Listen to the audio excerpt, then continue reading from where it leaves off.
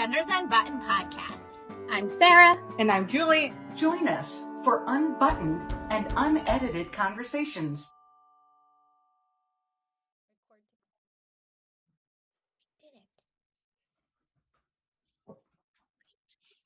Hello and welcome to Suspenders Unbuttoned podcast. My name is Sarah. And my name is Julie, and we're excited to have today with us Jesse Kove and Martin Kove. Welcome. Hey guys.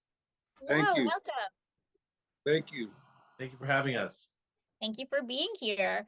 We are excited to meet you, and we are excited for A Taste of Love, which is airing on Hallmark on Monday, February 19th, which is President's Day. So yeah, thanks for being here, and we can't wait to learn a little bit more about the movie. We are super excited for people to see this movie. We love this film. We love making it. We didn't expect to love this movie as much as we did. I mean, we love most of our work, I think, but this one, and I say always, it definitely, I said before, it took a piece of our heart, this one. Can you tell us a little bit about A Taste of Love? Well, A Taste of Love, also, starring Erin Cahill. She basically is a small town girl who went to the big city to pursue her dreams, to become, a master chef.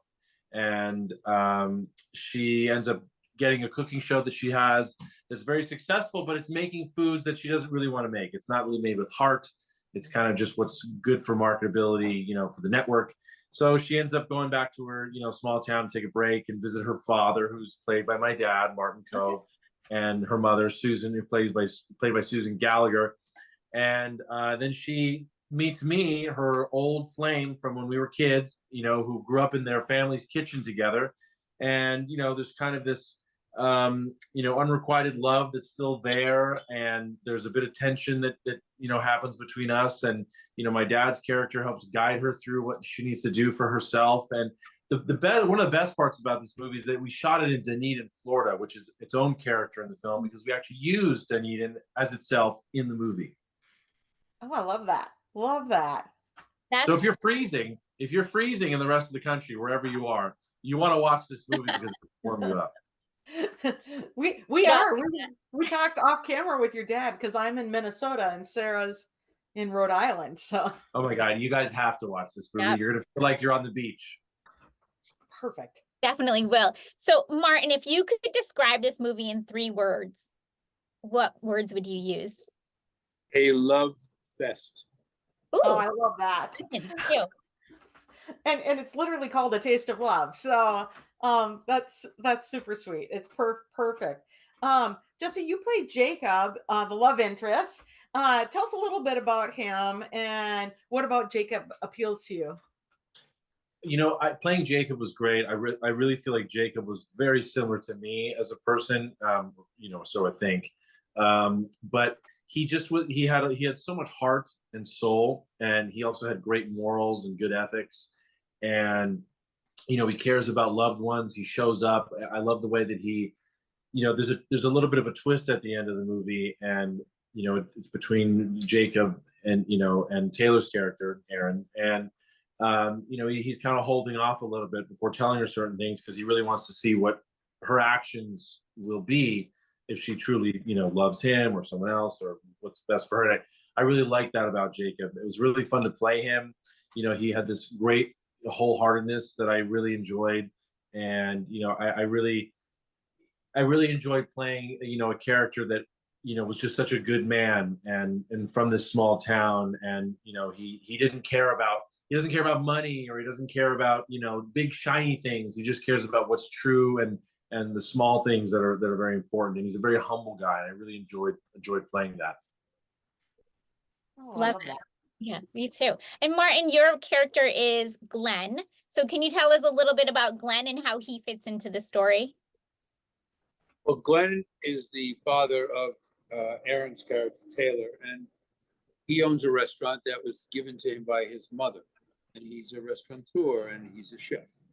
And they've kind of run the gamut of owning the restaurant. And he and his wife ultimately would like to leave it to Aaron, Aaron's character. But they don't tell her until the end. And they get involved in a food festival. And I won't tell you the ending, but it's really exciting because she begins to cook for them, and a level of cooking far superior to what she's used to on television, which is basically cooking for the network with hors d'oeuvres and things like that.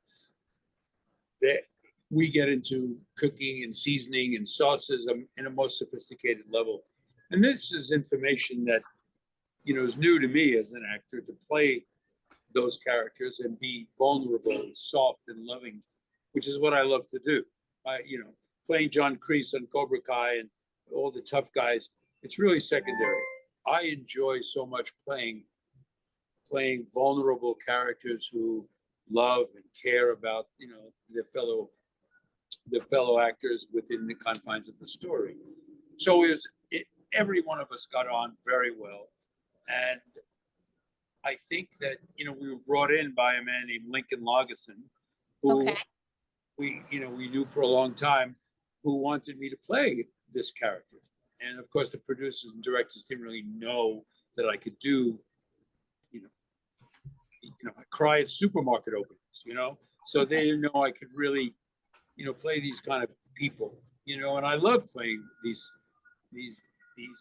generous with their emotions characters, and we had a great time. And it's a tender story, but it's not schmaltzy, it's really entertaining. And the performances of my son are just wonderful. He's a romantic lead. I always think of Jesse as, Cary Grant. Jesse, we did a Western together recently, and he plays a gunfighter, and a vulnerable gunfighter. And Jesse can do like Cary Grant. Cary Grant can do comedy. Cary Grant can do romance. And I remember Cary Grant doing North by Northwest, which was a thriller, and action piece.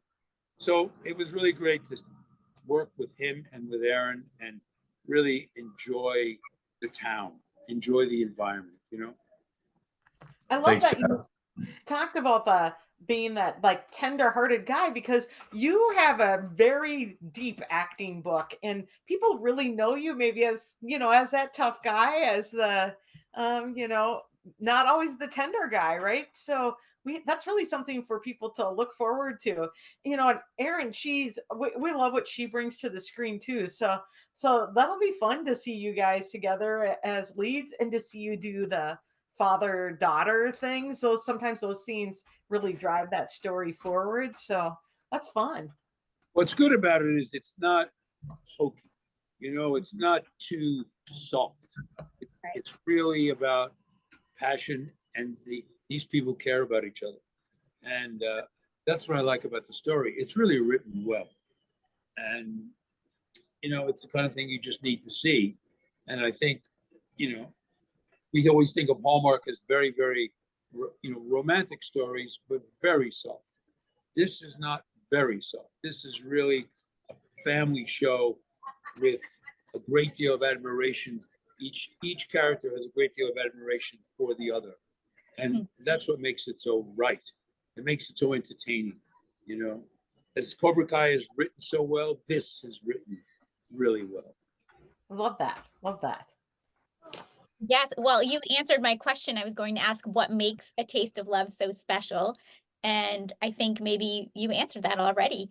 It sounds like we're hearing a lot of tropes that we normally see in these movies, but it sounds like it's going to be done in a different way. So we're excited. There's such great chemistry between everybody in this movie, between Susan Gallagher, my dad, and myself. And I mean, my dad and I are, we're father and son. So when you see the scenes of us together, there's just this great familiarity that comes with it. And I think people will really enjoy that and get a kick out of, they're father and son in real life. And we're not playing that in the movie, which is always fun to do. Aaron's playing his daughter. I love that, actually. Changes it up a little, yeah. Yes, and eventually my dad and I will go head to head in a different project. But I think that's something that people will really feel. We love talking about how the enjoyment we had making this movie really comes across on camera. All the joy that you see in the film is the joy that was literally from making the movie. You know, from the crew to where we were to filming in Dunedin, which was one of the greatest parts of this movie, was actually using Dunedin and all of its landscape and its shops and the people that were involved in the movie that were actually in the film and they lived there. And that was always something that was really exciting. And you know, we fell in love with Dunedin as well. So did you have a favorite location in Dunedin where you were filming? That you like one spot that we can look for? Well, for me, that it was, well, I think two places. There was the Fenway Hotel, which we shot at, which was so wonderful. It was like our favorite place to stay. You know, there's a rooftop bar that we shot in, which was wonderful. We had they just took such good care of us at that hotel. And then also we shot in, I think it was, I forget what area, but it was a beach. It was a beach scene that we shot. It was just one of the most beautiful beaches that I'd ever seen in my life. Aaron and I walking. Oh, actually, I'll show it to you right now. I can pull it up on here. It was just this gorgeous, gorgeous scene, and you know, Aaron and I are. It's kind of the first time her and I are kind of hanging out together. You know, alone in the woods. This one right here. Oh, yeah, that looks. Oh, that's beautiful. So that's Aaron and I, and one of the scenes that I loved. And this is also another scene that we shot. That's great. Oh, wow. A little behind the scenes stuff you're getting here.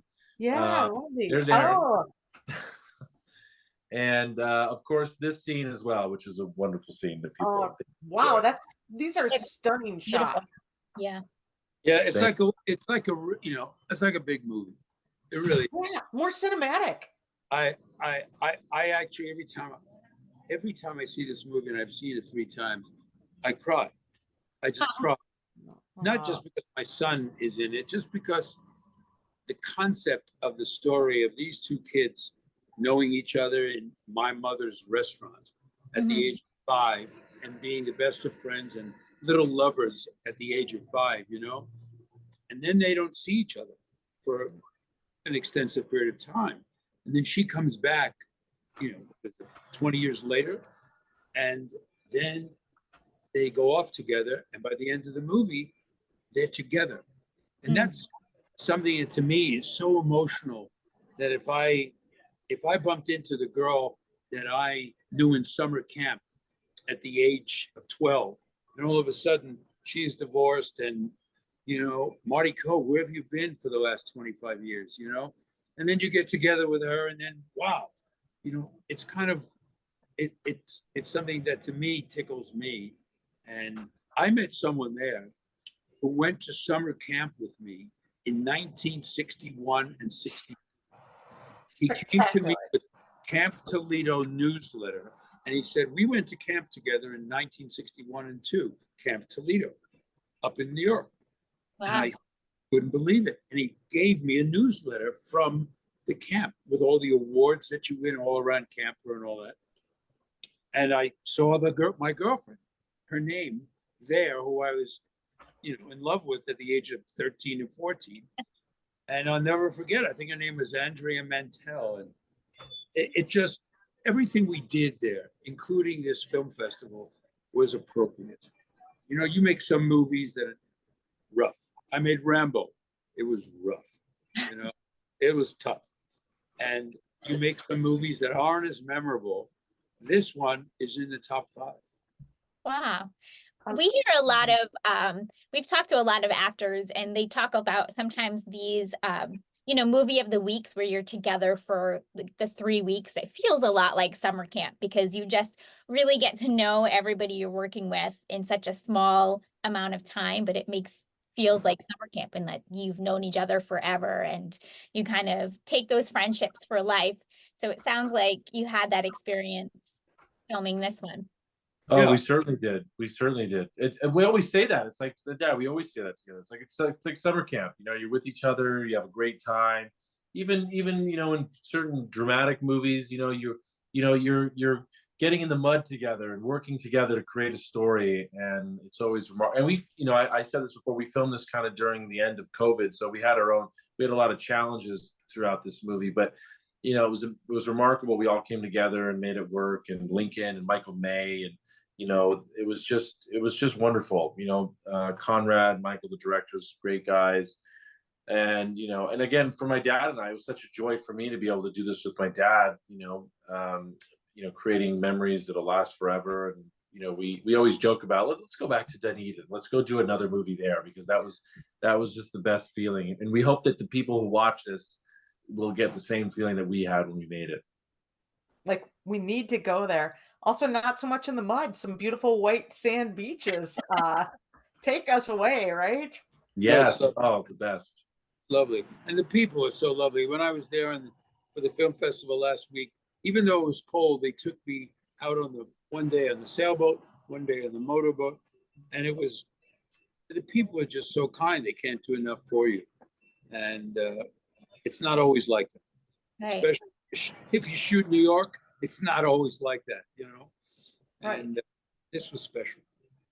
I love that. And the cast with the two of you plus Aaron, there's some great TV icons there. I mean, you guys have back history. The amount of martial arts history between the three of you is spectacular. Aaron's the Pink Power Ranger, and uh, That's right. She's a black belt. She could kick my ass. yep, yeah, no, She would never do that. Luckily nobody had to fight each other in this movie, so I it was was just gonna say, I all know hugs it's and just love. a love. So you're gonna need the follow-up fight for love or something. Yes. No, but everyone wants to be taken away to a beautiful spot, especially this time of the year. Winter's hanging on, and you're not quite ready for spring. So people are going to be looking for those beautiful sunsets. The beach shots. Those are some great little teasers there. Um, do you have any like Easter eggs in the movie that we can look for? Like, is there like a little spot we could look for, a little scene that we think look to Well, look for? the restaurant that we shot in, that a lot of the movie takes place, is called CC Riders. That's a real restaurant that's right there in Dunedin, and they literally have our pictures in the restaurant. You can see where we shot, where we did the scene. So they also known for, like, they won like the second best cocktail in America that they created there. The food is great. It's such a sweet restaurant. So if you ever go to Dunedin, go check out CC Riders, because the whole movie takes place basically in that restaurant. And so I think it'd be a real good, nice kick for people to be able to enjoy that. There's a scene where I have with Aaron, and we talk about my mother. A very emotional scene. And my mother was gone. And after the scene was over, all the crew came up to me and told me I made them cry. Oh. So that to me was very special. I never heard that before. And everybody just got all teared up because I was talking about my deceased mother, who was a great chef, and trying to convince my daughter to follow your heart. If you want to be a chef, you got to love food, and blah, blah, all the rest of it is. And it was very emotional. And turned out to be, I made everybody cry. So, I mean, people are going to love that. Yeah, that and the beach scenes. I get very emotional watching Jesse and Aaron on the beach. I love that scene. It's just happily ever after. Movies don't end enough with happily ever after. There's a lot of once upon a time there was, and then it becomes a violent kind of situation. But this Hallmark, movie, happily ever after. It's happily ever after. I love it. Yeah, I was just going to say, sorry, people are going to love seeing Martin as a softie. I think people are going to eat that. They will. I'm trying to get the sequel going. Yeah. We're big proponents of shooting in Florida. Yeah. We had shot something in December, but Jesse is a gunfighter, and he makes a deal with the devil, and it's really another one of those vulnerable characters that becomes a gunfighter and rejects it. But the bottom line is, it was done in Parrish, Florida, which is a little western town there, and Florida is the last place you would imagine shooting a western. But it was quite formidable, and everybody was very professional. And I was given the key to the city of Dunedin, but my speech was all about, we've got to somehow work the film community into a higher level of appreciation from filmmakers. You know, we have to really just get some more movies shot down there because it's quite friendly for anyone making a movie. Yeah, it was a great experience. Again, shooting in Florida was just like, it's really, you know, the weather, the people. I found, you know, every time that we've done a movie down there, it has really been a great experience, you know. And all really kind of started with A Taste of Love, and it's just, you know, people love movies down there. I don't know why they don't shoot more down there. It's so much fun. I'm hoping that, you know, there's a wave of an influx of movies that come down to Florida, because, you know, we want to go back. We want to go back, and we want to, you know, re-inspire people again. Like, if you're out there in the country and you're watching, you're going to go see A Taste of Love, you're going to feel that warmth and love that we felt when we were there. Right. I love that. It beats, you know, filming in Canada and pretending that you're warm on the beach. Yeah, pretending you're on a beach or in a soundstage or something. I'm a big proponent of doing the real thing. I know my dad is as well. So Yeah, fun. there's a lot of, I remember movies years ago, a film called Body Heat. And I think that Larry Kasdan directed that. And I worked for him on Wyatt Earp with Costner, and we talked about that a lot. What's so interesting about Florida is the environment, whether it's the humidity or the palm trees or the alligators or the swamp or whatever, but they all play a character in the story. You know, it's like Jesse and I doing Prodigal Son, which is a comic book we put together, story of a 12-year-old boy, you know, bonding with an old gunfighter. And it's really very exciting. We hopefully do it as a series. And the environment is so important. It's the environment of the West. It's Monument Valley, it's the rivers, it's the, you know, the mountains. And when the environment plays a character, it makes the movie even richer. Right. And Florida plays a great character in this piece.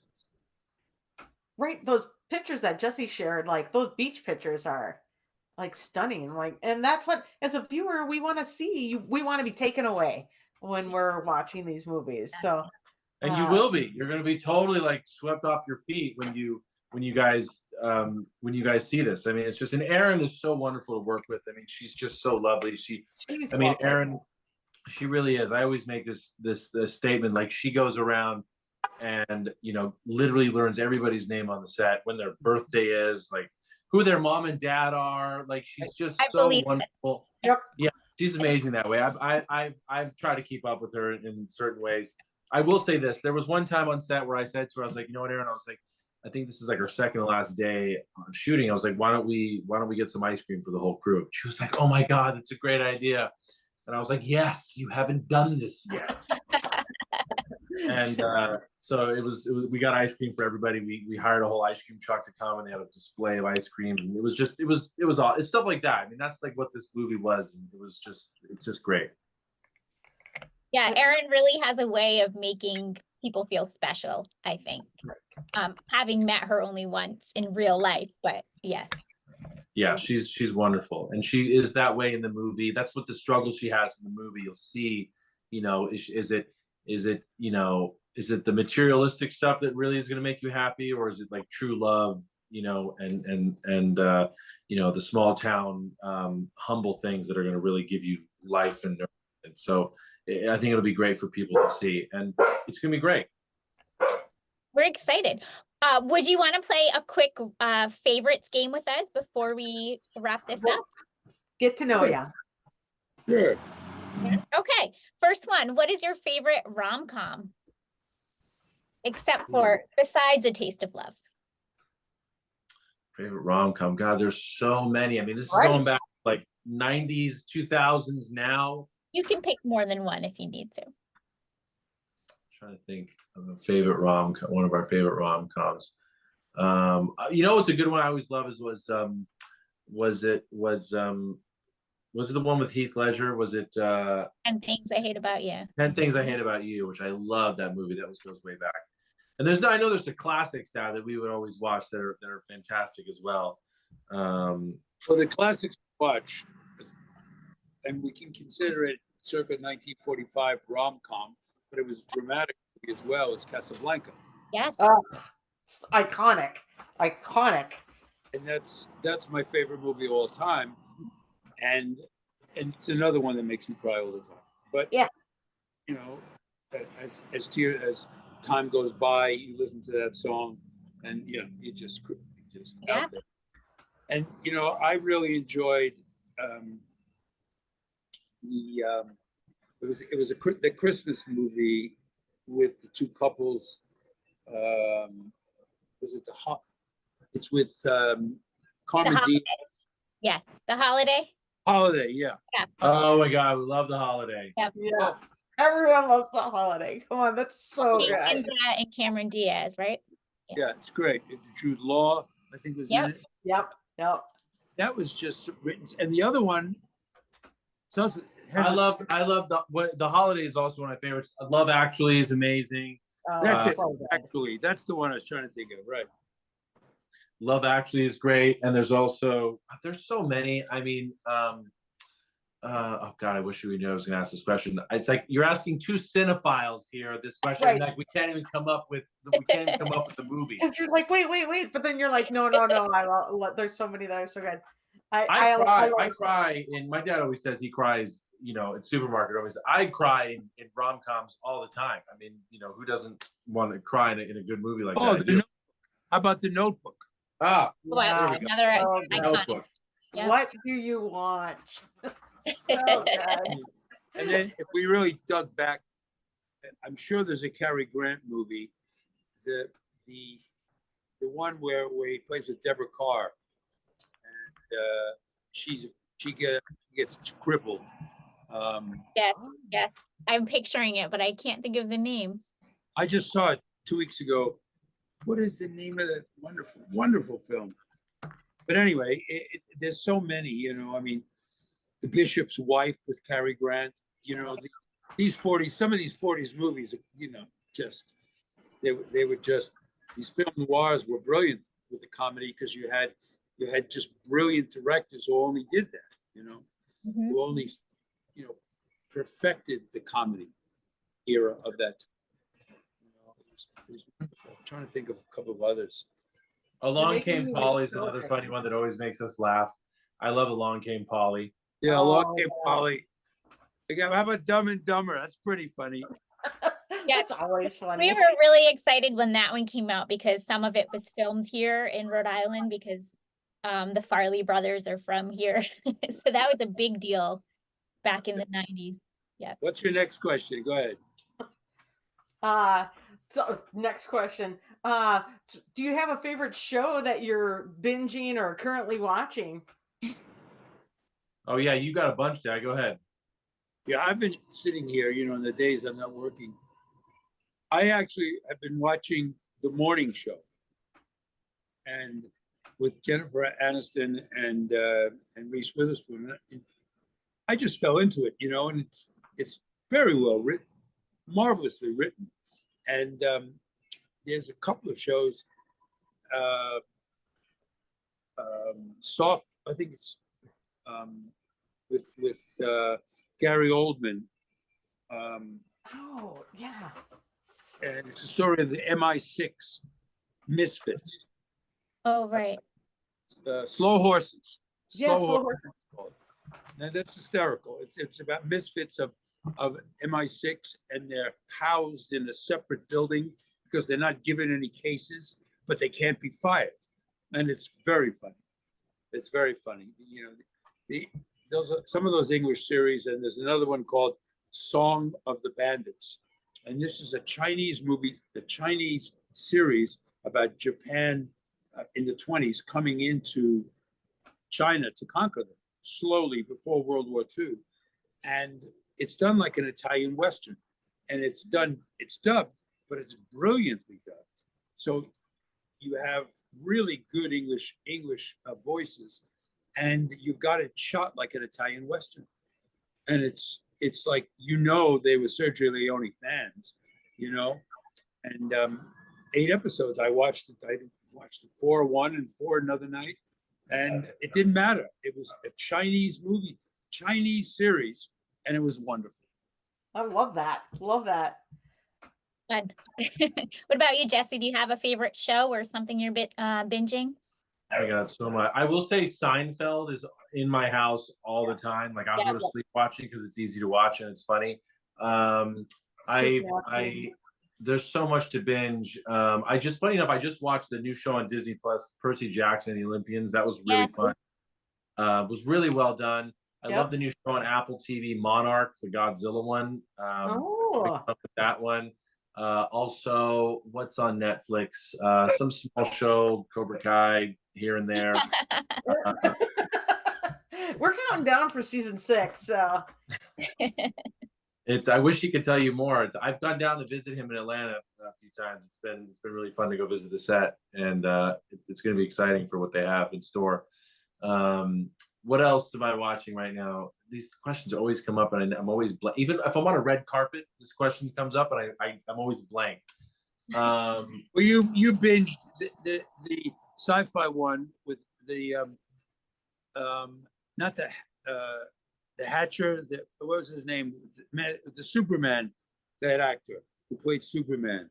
Oh, The Witcher. Witcher, yes. I love The Witcher with Henry Cavill. That was a really fun one. I'm trying to think of rom-coms though do they have any rom-com? Oh, someone got me into recently. They got me into the what is it? The New Girl, not The New Girl. Wait, is it The New Girl? New Girl. Yeah. The New Girl. Oh my God, so funny. So funny. Hilarious. So funny. One of So my funny. favorites. Always. What about a favorite hobby that outside of acting? Do you have a hobby? I love making movies and filming stuff. I also work a lot with animals. I love working with different animal charities and rescues. Like I'm really passionate about it. I have a 3-legged pit bull that I rescued. He's running around here somewhere. Love that. Yeah, he's great. Bubba, come here. He'll come over here. Bubba, best. So yeah, that's one of my hobbies. Working out is obviously something I love to do that just keeps me sane in this wild world. It just that's one of my hobbies. And I just love going to the movies as well. Go to the movies. Like when my dad and I go to the movies together, like it's like our favorite thing to do is go to the movies. Love that. And what about you, Martin? Do you have a favorite hobby? I enjoy horseback riding. I don't get enough time to do it because it's cold. Yep. But we go every year. Jesse and I go to the Hole in the Wall where Butch Cassidy and the Sundance Kid used to hide out, and we go there and with a whole group of men in chaps and dusters and cowboy vintage clothing, and we just have a ball because there's a campfire. We sleep outside for 5 days, and we're in the area where Butch and Sundance operated from, up in Casey, Wyoming.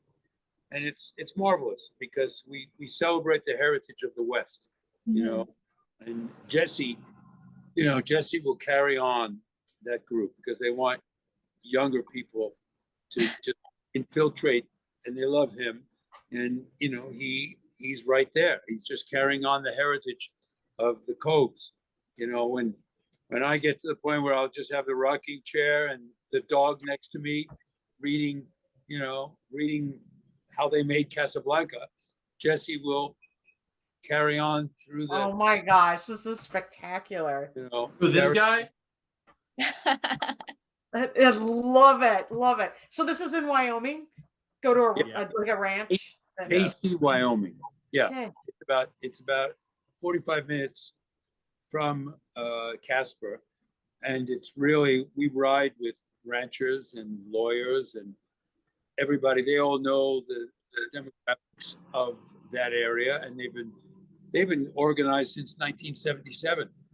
So it's really a lot of fun, and it's a lot of work because you got to take care of the horse and you got to do a lot of things. It's not like everything is provided for you. You have to be the working cowboy when you get up there, and like in Yellowstone, you really see what the cowboy has to do. It's a very tough life, and we sort of absorb that tough life for 5 days.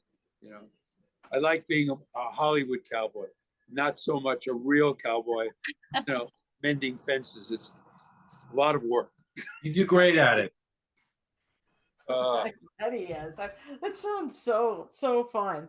Okay, let's finish up with music. What kind of music do you like? Do you have a favorite band or singer? I love everything. I swear, I listen to everything. I listen to like classic rock, Led Zeppelin, up until like Def Leppard, and all, even to obviously country. I know my dad loves Blake Shelton. Well, the thing I listen to the most, though, funny enough, is movie soundtracks, movie score. Yeah. What I love. Yeah. Love movies. Yeah, Jesse has a marvelous collection of soundtracks, and that was my favorite music growing up. I love the schmaltz music, like Ferrante and Taisha doing the soundtrack of Exodus, doing the soundtrack, the old Jack Lemmon movie, The Apartment, and I love those piano romantic songs. But the big sounds are to me, are just brilliant. Ennio Morricone doing all the Italian westerns. It's they use that Ennio Morricone soundtrack on the Modelo beer commercials. Right.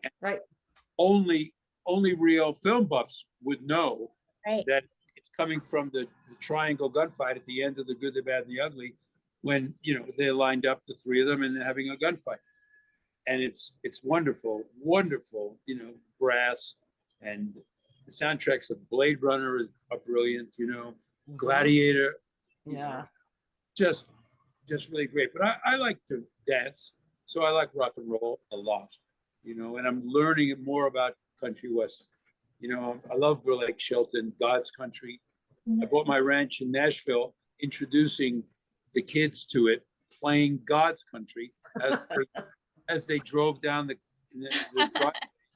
to see the 11 acres, and so I'm learning more and more about Kenny Wayne Shepherd is a guitarist, incredible. I love blues, and I like to go and hear blues. He's a brilliant blues guitarist. He's my neighbor, and so it's a myriad of music. And it's always great. Sinatra, Shirley Bassey. I love some of the things that are offshoots of Shirley Bassey, like not just Diamonds Are Forever or Goldfinger, but things like the songs she sings that they're just so much about relationships. There's so much about relationships, working or not working, and it's like Sinatra. The phraseology of some of these singers is brilliant. And you can always identify some relationship you had over the years through the songs of Shirley Bassey or Frank Sinatra, There's a reason those people are icons, right? Right. Yeah. They are. And even if the relationship doesn't work, and it's sad when you hear those songs and you have these universal identifications, the voices and the richness of those two characters, those two singers, you have to listen to them again, even though sometimes it's painful because it's so melodic. It's so rich, Right. It's wonderful. Love that. Love that. Yeah. Good answer. Well, thank you so much for taking time out of your day to talk with us. And we're excited to watch you both in A Taste of Love again on February 19th on Hallmark Channel. Where can everybody follow you on social media? It's at our names, Martin Kove and Jesse Kove, on all social media platforms. So you'll find us there, and we love interacting with our fans. So, and just everyone in general. So check us out. Perfect. Love that. Easy Go enough. follow them. All right. Awesome. Nice talk. Thank you so much. Thank you, Thank guys. you for Taste of joining Love us. on Hallmark Channel, February 19th. Catch these two, maybe this guy, and this guy down there as well.